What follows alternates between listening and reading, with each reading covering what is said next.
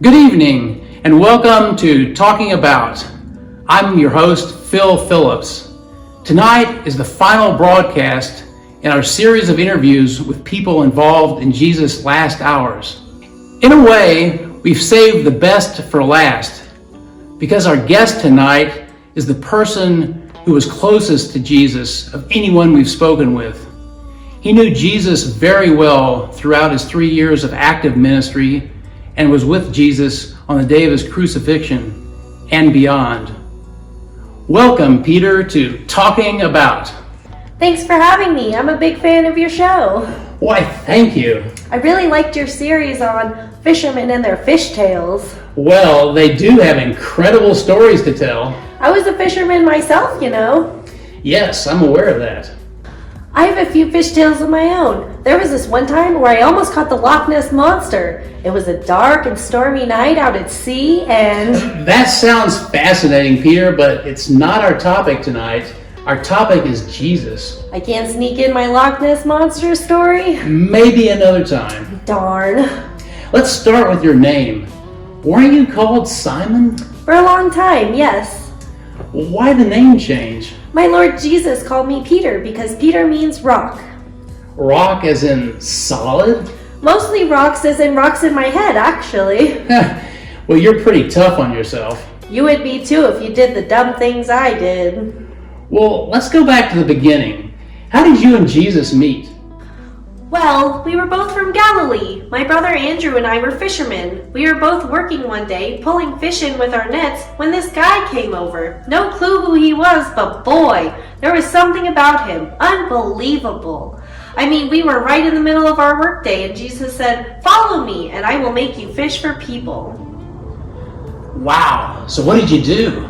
Here's the crazy part. We dropped everything and followed him, just like that. I mean, I'm kind of an impulsive guy, but even for me, that was a snap decision. So what happened then? Well, it didn't take long for me to realize Jesus wasn't your average Joe. No? My mother-in-law was really sick. Even though she was my mother-in-law, I wanted her to get better. Jesus just walked into her room, took her by the hand, and boom, she was healed. Feeling so good, she got up to make us dinner. So he could heal people? That's just the tip of the iceberg. I saw him, with my own eyes, calm the sea in a huge storm. I mean, who is it that even the wind and sea obey him? But it wasn't just you and your brother following him. No, there were like 12 of us all together. We traveled with him and saw him do incredible things, like feed 5,000 people. Well, that's quite a crowd. How could he afford to feed so many? It was a miracle, a flat-out miracle. All we had was 5 loaves of bread and 2 fish. Jesus blessed the food and told us to start passing it out. And get this, not only did everyone get some, but everyone got lots, with 12 baskets full of food left over. Still trying to figure out that one. So healing and miracles. Anything else? This guy was one incredible teacher. Now, I wasn't much for school back in the day. I just wanted to be outside fishing. But when Jesus talked, you just had to listen. His basic message? Love. We were supposed to love each other no matter what. Okay, Peter. Well, so far you sound like a pretty good follower. You listened, you had faith. Oh, but that's where you're wrong. Oh?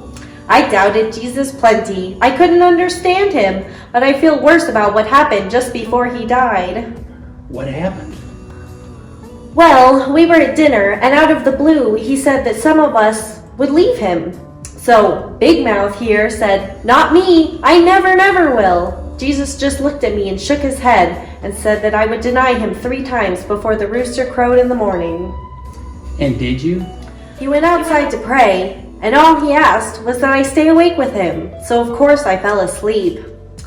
Then they came to arrest Jesus, and all I could do was panic. That was a big help. Not. I didn't even have the guts to stay with Jesus when they were questioning him. I stayed outside by the fire like a big coward, hoping nobody saw me with him. That's a pretty normal feeling, Pete. But after all he had done for me, I get sick just thinking about it. The servant said, "We saw you with Jesus." I just kept saying, "No, they were wrong. I didn't even know Jesus." I said it 3 times. Then I heard the rooster crow, and I remember what Jesus had said at dinner. That was the lowest point of my whole life. Sat down and cried like a baby. So he died that day? Yeah, around 3 o'clock. We were all so torn up after that. He had said he'd come back. But how could he do that? 3 days, we were just brokenhearted. But then, some of the women went into his tomb, and it was empty. When they told me, I ran right over there, and sure enough, no body. After that, he started appearing to us. We were fishing, and suddenly, there was Jesus, making a fire, cooking us fish for breakfast. Then, he had a talk. I was still feeling so ashamed, I could barely look at him, but he looked straight at me. Was he mad? No, he just asked me if I loved him 3 times, like he was giving me another chance. I told him I loved him all 3 times. He told me to take care of his people, and I sure tried. It was a tough time to be a Christian. Yeah, I was in jail a lot, but I tell you what. What? Nothing ever stopped me again. I shouted from the housetops. I traveled the world. Not afraid anymore? That was the old Peter, rocks in his head. Then I became a solid rock, and Jesus used me to help build his church. And on that great note, we end our series. Thank you, Peter, for talking about I'm Phil Phillips. Good night.